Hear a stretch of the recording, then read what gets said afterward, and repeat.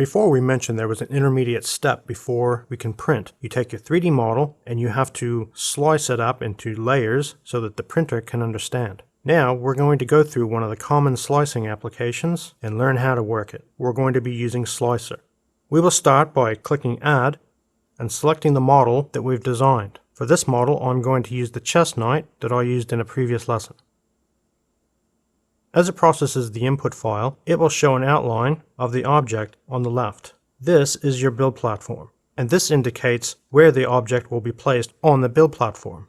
You can click and drag it around if you need to, but by default it stays in the center.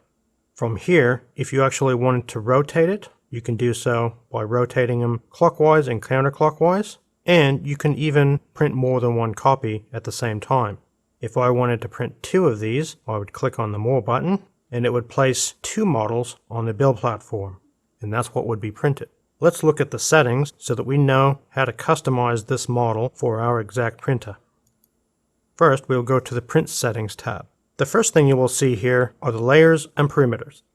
This is your layer height. The smaller the layer height, the more fine-grained detail you're going to have in your model. But keep in mind, the smaller you go, the longer your print's going to take because it actually has to print more layers. The first layer height is an important one, and you should keep it at 100%. It's how much of a layer height to actually deposit as its first layer, so it sticks to the build platform and doesn't come off.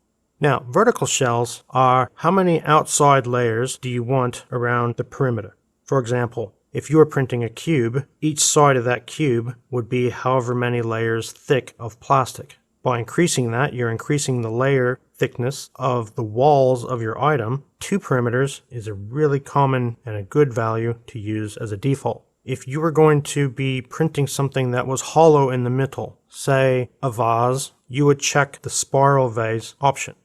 Horizontal shells.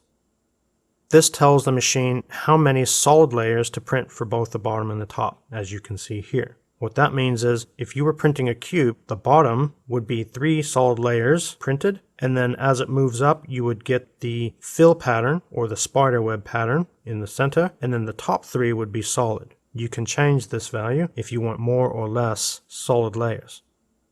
Some of these options, like extra perimeters and avoid crossing perimeters. Let's say you were printing an object like a castle. A castle has many towers. So when you go to print that object, it has to move from tower to tower. Now, if there was something in between that, it would actually move the nozzle around, avoiding collision, so that you don't actually deposit extra plastic on your model. What do I mean by that? Let's say you were printing a castle with 2 towers and a smaller tower in the middle. As you're printing one tower, the extruder is going to move the print nozzle over to start building the second one. As the print nozzle moves, some plastic may actually be still molten and it starts dripping out of the nozzle. If it were to cross the perimeter of that small tower in the center, it might actually drop a bit of plastic on it, leaving you with a little bit of an artifact that you have to clean off later. By checking Avoid Crossing Perimeters, you can actually have the nozzle go around and avoid that. There are lots of other options here you can check to give you very high quality prints, like detecting thin walls. It will actually add walls if it thinks that your perimeter is going to be too thin or too weak. And you can give advanced options like printing the outside of the cube first by doing external parameters first, or randomizing the starting points. Randomizing the starting points means if you are printing, say, a cylinder, so that you don't have a seam running up one side of it, you can tell the machine each layer that you're printing to start in a different position, so it doesn't give the appearance that the printer started each layer in the same place. Let's go to Infill. Infill is the amount of plastic it deposits inside your model to give it strength. You can print a solid model, but as we learned in one of the first lessons, to not waste plastic, we're actually going to use a fill pattern to give it strength and to not waste plastic. These parameters tell how solid your object is going to be. 0.2 means this object is going to be 20% full of plastic. If I set it to 0.5, then my model would be half dense full of plastic. The fill pattern can be customized. By default, it's lines, meaning the inside may look like a spider web. You can change this to different parameters like honeycomb, if you want a honeycomb pattern on the inside of your model. We might jump down here to some of these advanced features.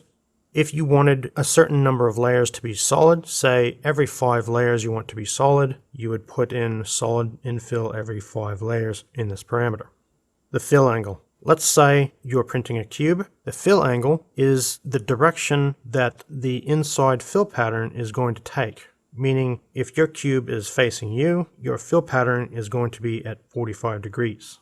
The solid infill threshold area. This is kind of important. What this means is if any part of your object is smaller than this parameter, automatically make that layer solid. That gives it strength and it prevents the object from actually breaking.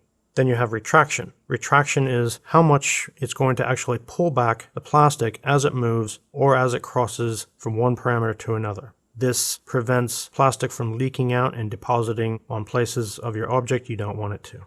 The next section is speed.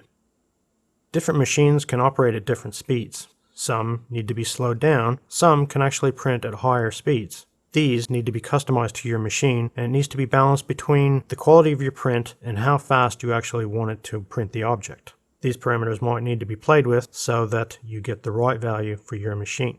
When you begin printing, the printer as it warms up might have leaked plastic out. So a good practice is to print a loop before actually depositing the first layer. What that means is, if we look back at the build platform, you will notice that surrounding our 2 models is a little oval circly bit. That is the skirt.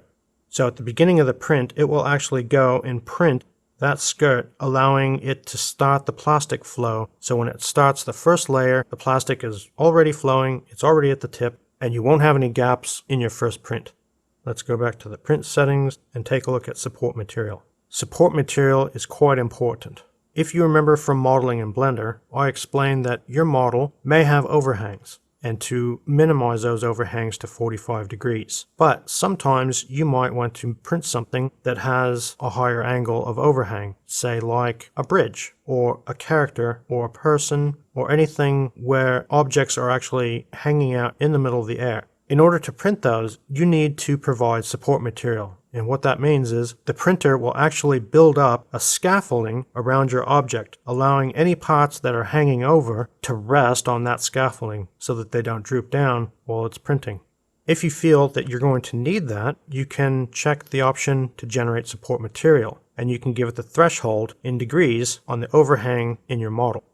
Raft is very similar. A raft prints a few layers of plastic on the build platform before actually printing the model. If you think you're going to have problems with the model sticking to the platform, maybe it has very small surface areas, like a small character that's standing on 2 feet. Well, those 2 feet are not going to have a lot of surface area, so you might want to build a raft. A raft will print a platform a little bit larger than your model so that you have plastic on plastic contact with the bottom of your actual object. That helps eliminate the possibility of your model coming loose during print. And of course, those options can be customized to give different patterns and different spacings and different angles. And you can play with those parameters here. The notes section is just what it is. It's comments. Like if you want to leave yourself a note saying, this is my final draft, these notes are just strictly for you. Output options. The first thing we're looking at is sequential printing. If you noticed on our build platform, I've selected I'm going to print 2 models, Model 1 and Model 2. This option tells the printer to print each individual object individually, or complete them one at a time. By default, it will actually print both models at the exact same time, which is actually nice because you don't have to worry about one object being higher than the other and the extruder accidentally bumping into it, breaking it off prematurely.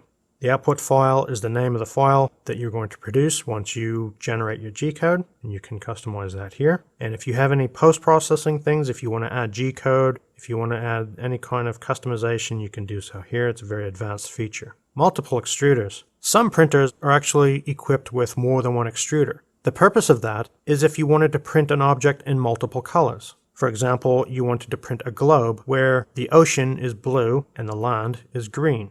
You can do so in one print if you had a dual extruder printer. If you have more than one extruder, add that parameter here for the number of extruders that you have. You might actually have a support material extruder. If you have more than one extruder and you want to print a very complex object, you might actually want to have a support material extruder. What do I mean by that? Some plastics can actually dissolve when you put them in water. If I'm going to print a complex object, I have one extruder printing out in normal plastic and is supported by the support material extruder, which has the dissolvable plastic. And when the print is done, I rinse them off, it dissolves the support material, and what's left over is my final object. The Advanced tab lets you customize different parameters such as the thickness of your first layer, how much plastic to spit out for the first layer or the infill. If you have problems with the quality of your print, you can play with these parameters to get either better quality or maybe use less plastic. Your mileage varies here. Let's hop over to the filament settings. The filament settings indicate what kind of plastic or what kind of filament you're actually using. Some older printers use a 3mm diameter filament, and newer ones tend to use a 1.75mm filament. If your printer has either one of those, you're going to want to put that parameter here for the diameter of your filament. If you're noticing that your printer is expelling too much plastic or maybe not enough plastic for each layer, you can adjust the amount of plastic that it actually extrudes here. So for example, if I'm finding I'm having a lot of little gaps or maybe just not enough plastic to create a solid layer, I might bump this up to maybe 1.1, 1.2. If I find that it's actually spitting out too much plastic, I might back that off to 0.9 or 0.8. That's another little fine grain adjustment you can do. And finally, we come to the temperature, which is the temperature in which the machine will operate. As I said in one of the other lessons, if you're using PLA, you're going to want to set your default to 190 degrees centigrade. You might want to have one temperature for the first layer, and the rest of the layers maybe a cooler temperature, or some reason you might want a warmer temperature. You can adjust that here. If your printer is equipped with a heated platform, you can set the temperature for the layers you want here as well. Next, we look at cooling. Some printers are equipped with a cooling fan, and what that does is that cools the plastic as it's being extruded, which is really nice because if you're dealing with bridging or maybe you're extruding plastic over an open area, the faster you can get that cooled, the faster it will set and it will not sag. Again, if you have a printer with one of those equipped, you can configure that here. The printer settings are the parameters of the size and the capabilities of your printer. If your build platform, say, is 12 inches by 12 inches or 300mm by 300mm, you would put that here. You would also indicate what the center of your print build platform is. Typically, the print center is the bed size divided in half. But if the extruder's homing position might be off the build platform, you might actually have to compensate for that here by adding or subtracting. Getting it exactly in the printer center is not critical, but if you have larger prints, it's good because it allows the print to not be too far off to either side. If you have a custom printer that has custom firmware, you would specify the type of firmware you have here. The RepRap and the RepRap variants, the default here, but if you have things like Sailfish firmware or other type of custom firmware, you can specify that here. And again, if you have more than one extruder, you would indicate that here. In one of the previous lessons, I showed you some of the G-code examples. If you wanted to add or customize the G-code at the start or at the end of your print or during the layer changes, you can indicate that here by adding the G-code manually. And finally, we come to the extruders. If you had multiple extruders, you would see a list here on the left. The printer we're using only has one, and the parameters for that are as follows. The nozzle diameter is the size in which the plastic gets squeezed out of the print nozzle. So if your nozzle is a 0.35, you would indicate that here. If you had multiple extruders, obviously they're going to be to the right or the left of one another, and you might want to put the offset of how far apart the extruders are from each other. So you would indicate that here with the extruder offset. And the retraction values. The retraction values is how much to pull back the plastic as it moves from place to place. For example, the castle we talked about, you might want to pull back the plastic so it doesn't leak out as you're going from one tower to the other. If you wanted the Z-axis to actually raise and get out of the way, you would indicate the lift Z parameter here. The speed is the parameter that tells the printer how fast to retract the plastic back from the print nozzle.